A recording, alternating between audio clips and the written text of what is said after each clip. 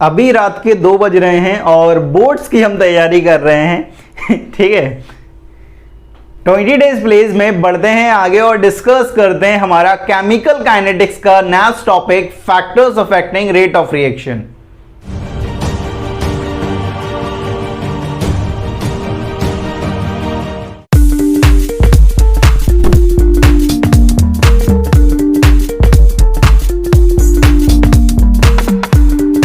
Hello student, कैसे हैं आप? This is chemistry Baba. Welcome to chemistry Adda, एक ऐसा प्लेटफॉर्म जहां पर आप केमिस्ट्री को फील करते हैं। अपन ने अभी तक रेट ऑफ रिएक्शन की बात कर ली है कि रेट ऑफ रिएक्शन क्या होती है।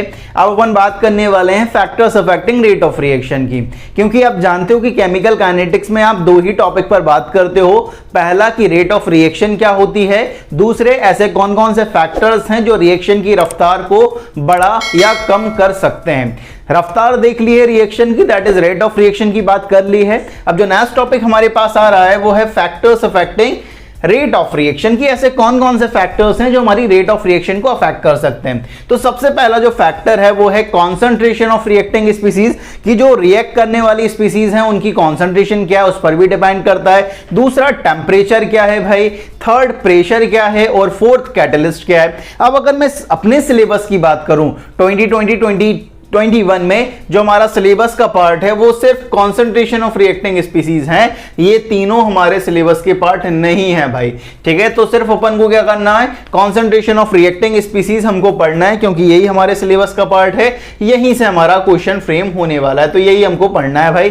टेम्परेचर, प्रेशर और कैटलिस्ट की बात अपन नहीं करने वाले हैं। कैटलिस्ट वैसे हटाया नहीं क्योंकि आता नहीं है, ठीक है, उसकी थोड़ी सी बात देख लेंगे, ठीक है। थोड़ा सा अपन कैटलिस्ट को पढ़ लेंगे। टेम्परेचर और प्रेशर का पूरा हटा दिया गया है भाई। प्रेशर तो पहले भी नहीं था, टेम्परेचर 2021 में हटा दिया गया है। नेक्स्ट सबसे पहले अपना जो फैक्टर आ रहा है वो आ रहा है dependence of rate of reaction on concentration, कि कॉन्सेंट्रेशन को चेंज करने से हमारी रेट ऑफ रिएक्शन चेंज किस तरह से होती है उसकी बात करने वाले हैं। तो ऐसा देखा गया कि जब मैं कॉन्सेंट्रेशन चेंज करता हूं रिएक्टिंग स्पीसीज की, ठीक है, तो मेरी रेट ऑफ रिएक्शन चेंज हो भी सकती है और चेंज नहीं भी हो सकती है। ये सारी चीजें किस पर डिपेंड करती हैं, ऑर्डर ऑफ रिएक्शन पर, ठीक है। बात सुनना ध्यान से कि सबसे पहले रेट ऑफ रिएक्शन पढ़ा, फिर अपन पढ़ रहे हैं factors affecting rate of reaction, जिसमें पहला अपन देख रहे हैं कॉन्सेंट्रेशन ऑफ रिएक्टिंग स्पीसीज। आप क्या कर रहे हो, कॉन्सेंट्रेशन ऑफ रिएक्टिंग स्पीसीज को चेंज कर रहे हो तो आपकी रेट ऑफ रिएक्शन चेंज हो भी सकती है और नहीं भी हो सकती। वो किस पर डिपेंड कर रही है, ऑर्डर ऑफ रिएक्शन पर। By changing the concentration of reacting species, rate of reaction may or may not be changed because it depends on order of reaction। order of reaction पर डिपेंड करेगी कि order of reaction अगर हमारा change होता है तो उसके basis पर अपन कॉन्सेंट्रेशन का इफेक्ट देख सकते हैं। अब ये बात आती है कि ये ऑर्डर ऑफ रिएक्शन किस तरह से निकालते हैं। अगर आपको ऑर्डर ऑफ रिएक्शन निकालना है तो आपको एक लो पढ़ना पड़ेगा, जिस लो का नाम है रेट लो। अब ये रेट लो क्या होता है, सिंपल सी भाषा में समझना। अपन क्या कर रहे हैं, रेट लो में अपन रेट ऑफ रिएक्शन को रिप्रेजेंट कर रहे हैं इन terms of concentration of reacting species, ठीक है। रेट ऑफ रिएक्शन को रिप्रेजेंट करना इन terms of concentration of reacting species, उसी को आप क्या बोलते हो, रेट लो बोलते हो। तो डेफिनेशन तो यही है, the representation of rate of reaction in terms of concentration of reacting species is called rate law. आपका जो रेट लो रहता है वो एक एक्सपेरिमेंटल कॉन्सेप्ट होता है, थ्योरेटिकल नहीं होता। जैसे आपने लॉ ऑफ मास एक्शन पढ़ा था क्लास 11th में, वो एक थ्योरेटिकल कॉन्सेप्ट था, लेकिन ये जो रेट लो है वो एक एक्सपेरिमेंटल कॉन्सेप्ट है, एक्सपेरिमेंटली इसकी वैल्यू निकाली जाती है। अब ये रेट लो बेसिकली होता क्या है, इसे थोड़ा सा आराम से समझने की कोशिश करते हैं। जैसे कि समझें कि हमारे पास एक रिएक्शन है क्या, XA plus YB gives product. ये हमारे पास एक रिएक्शन है, XA plus YB gives product, ठीक है। X और Y क्या है, मोलर स्टोइचियोमेट्रिक कोएफिशिएंट हैं A और B के, ठीक है। X का कुछ अल्फा पार्ट और Y का कुछ बीटा पार्ट, ठीक है। यहां पर आप देख रहे हो कि x और y क्या है, मोलर स्टोइचियोमेट्रिक कोएफिशिएंट हैं a और b के, while जो अल्फा और बीटा है वो मोलर स्टोइचियोमेट्रिक कोएफिशिएंट के वो पार्ट हैं जो हमारी प्रोडक्ट की कॉन्सेंट्रेशन को चेंज कर रहे हैं भाई, ठीक है। तो याद रखना है x और y क्या है, मोलर स्टोइचियोमेट्रिक कोएफिशिएंट हैं a और b के, और अल्फा और बीटा मोलर स्टोइचियोमेट्रिक कोएफिशिएंट के x और y के वो पार्ट हैं जो हमारी कॉन्सेंट्रेशन को क्या कर रहे हैं, चेंज कर रहे हैं। ठीक है, प्रोडक्ट की कॉन्सेंट्रेशन को चेंज कर रहे हैं। अब बात आती है कि ये अल्फा और बीटा किस तरह से निकाला जाता है। x और y तो हमें रिएक्शन में पता होता है, अल्फा और बीटा किस तरह से निकाला जाता है। अल्फा और बीटा आप निकालते हो एक्सपेरिमेंटली, और आगे जाके आपको पता चलेगा कि ये जो अल्फा और बीटा है ना, उसी को आप क्या बोलते हो, ऑर्डर ऑफ रिएक्शन की। ए के रेस्पेक्ट में ऑर्डर ऑफ रिएक्शन अल्फा है और बी के रेस्पेक्ट में ऑर्डर ऑफ रिएक्शन बीटा है बेसिकली। ठीक है, तो यहां पे ध्यान रखना है कि X and Y molar stoichiometric coefficient हैं ए और बी के, while alpha and beta are that part of molar stoichiometric coefficient which change the concentration of product which can be calculated experimentally. अगर मैं इस रिएक्शन के लिए rate निकालना चाहूं, ठीक है, किसकी मदद से, according to law of mass action, according to law of mass action. Law of mass action पढ़ा है क्लास 11, थोड़ा बहुत धुंधला धुंधला याद आ रहा हो बेटा।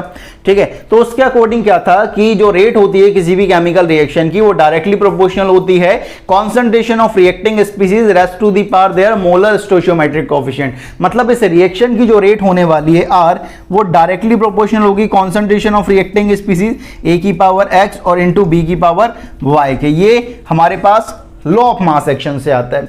वहीं अगर मैं रेट लॉ से अगर ये लिखना चाहूं, ठीक है, अकॉर्डिंग टू रेट लॉ अगर लिखना चाहूं, तो यहां पर जो रेट है वो डायरेक्टली प्रोपोर्शनल होगी कॉन्सेंट्रेशन ऑफ ए की power alpha and concentration of B की पावर बीटा। ठीक है, ये आपका जो लॉ ऑफ मास एक्शन है भाई, वो एक थ्योरेटिकल कॉन्सेप्ट है, थ्योरेटिकल कॉन्सेप्ट है। और ये आपका जो है रेट लो, ये एक एक्सपेरिमेंटल कॉन्सेप्ट है, ये आपका एक एक्सपेरिमेंटल कॉन्सेप्ट है। ठीक है, तो लॉ ऑफ मास एक्शन फर्जी है भाई, थ्योरेटिकल बता रहा है, ये एक्सपेरिमेंटल है भाई, ये बिल्कुल सही होता है कि इसके अकॉर्डिंग जो रेट है वो डायरेक्टली प्रोपोर्शनल है concentration of reacting species raised to the power their order of reaction. Basically A के रेस्पेक्ट में ऑर्डर ऑफ रिएक्शन अल्फा है और बी के रेस्पेक्ट में ऑर्डर ऑफ रिएक्शन बीटा है। तो यहां पे लिख भी लेना कि भाई कि जो ऑर्डर ऑफ रिएक्शन है, order of reaction with respect to A क्या आने वाला है, alpha, with respect to B क्या आने वाला है, बीटा, और ओवरऑल ऑर्डर ऑफ रिएक्शन क्या आएगा, overall order of reaction equal to alpha plus beta. ठीक है, तो यहां तक की कहानी समझ आई। यहां तक की कहानी में बेसिकली क्या है, हम कॉन्सेंट्रेशन का इफेक्ट देख रहे हैं। कॉन्सेंट्रेशन का जब इफेक्ट देखने गए तो पता चला कि हम कॉन्सेंट्रेशन को चेंज कर रहे हैं, तो हमारी रेट ऑफ रिएक्शन चेंज हो भी रही और नहीं भी हो रही, वो किस पर डिपेंड कर रहा है, ऑर्डर ऑफ रिएक्शन पर। अब ऑर्डर ऑफ रिएक्शन को पढ़ना था तो रेट लो पढ़ा।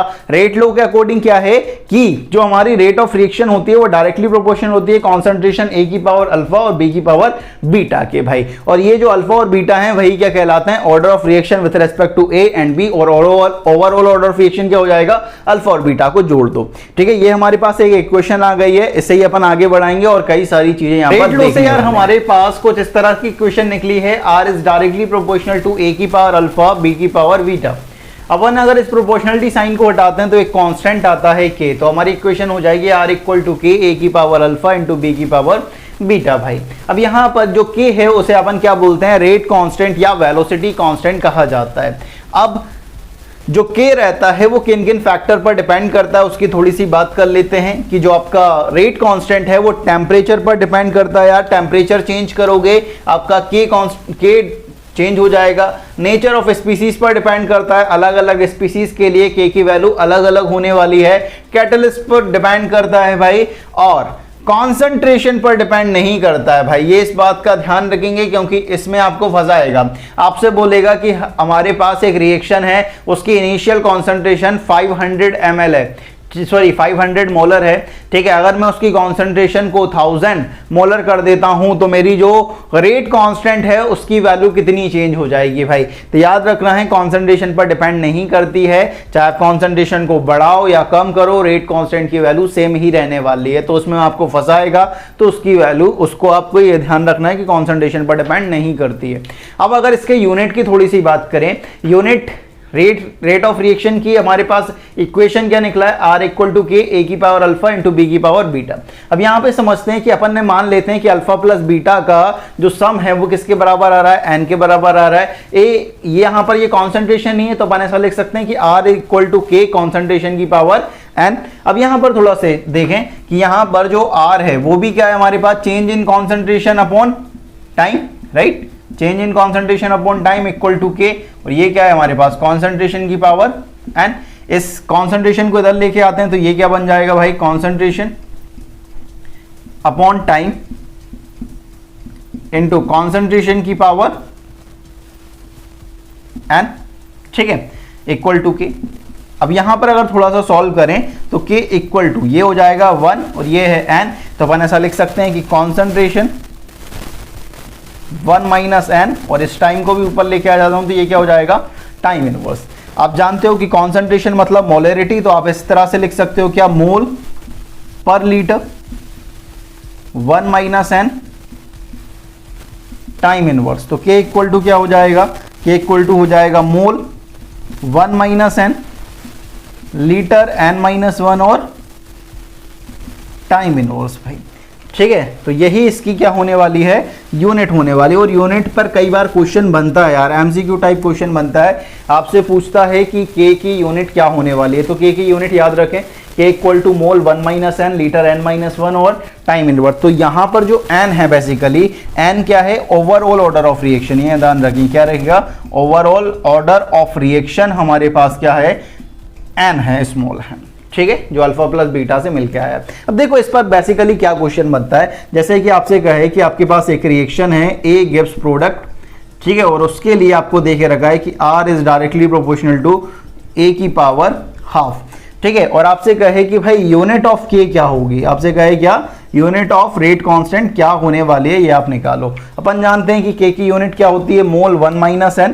मतलब इसका ऑर्डर ऑफ रिएक्शन क्या है भाई, ऑर्डर ऑफ रिएक्शन की बात करेंगे इसका, तो ऑर्डर ऑफ रिएक्शन इसका हाफ है, ठीक है, मतलब n की वैल्यू हाफ है, तो अपन K इक्वल टू क्या लिखेंगे, मोल 1 माइनस n, ठीक है, litre n minus 1 half minus 1 और आपका टाइम इनवर्स, ठीक है। तो अपन ऐसा लिख सकते हैं K equal to mole 1 minus 1 by 2, ठीक है। तो यहाँ पे क्या हो जाएगा आपके पास हाफ, लीटर क्या हो जाएगा माइनस हाफ, और यहाँ पर टाइम की अगर अपन सेकंड भी ले सकते हैं तो सेकंड इनवर्स। तो आपके पास यूनिट आ जाएगी K equal to mole half litre minus 1 by half, ठीक है, और सेकंड इनवर्स, ठीक है। तो इस तरह से आप इसकी यूनिट निकाल सकते हैं। बेसिकली ये आपको ध्यान रखना है कि equal to mole 1 minus n litre n minus 1 और टाइम इनवर्स, अगर ये आपको आता है तो इनके साथ आप खेल सकते हैं। अब जो बात आती है वो ये आती है कि ये जो अल्फा और बीटा हैं वो तो एक्सपेरिमेंटली निकाले जाते हैं, मतलब ऑर्डर ऑफ रिएक्शन आप एक्सपेरिमेंटली फाइंड करते हो। तब ये बात आती है कि ऐसी कौन कौन सी मेथड्स हैं जिनकी मदद से अपन ऑर्डर ऑफ रिएक्शन फाइंड कर सकते हैं। तो उसकी बात अपन नेक्स्ट वीडियो में करने वाले हैं। तो इस वीडियो में इतना ही, मिलता है नेक्स्ट वीडियो में, तब तक के लिए पढ़ते रहें। जय हिंद, जय भारत।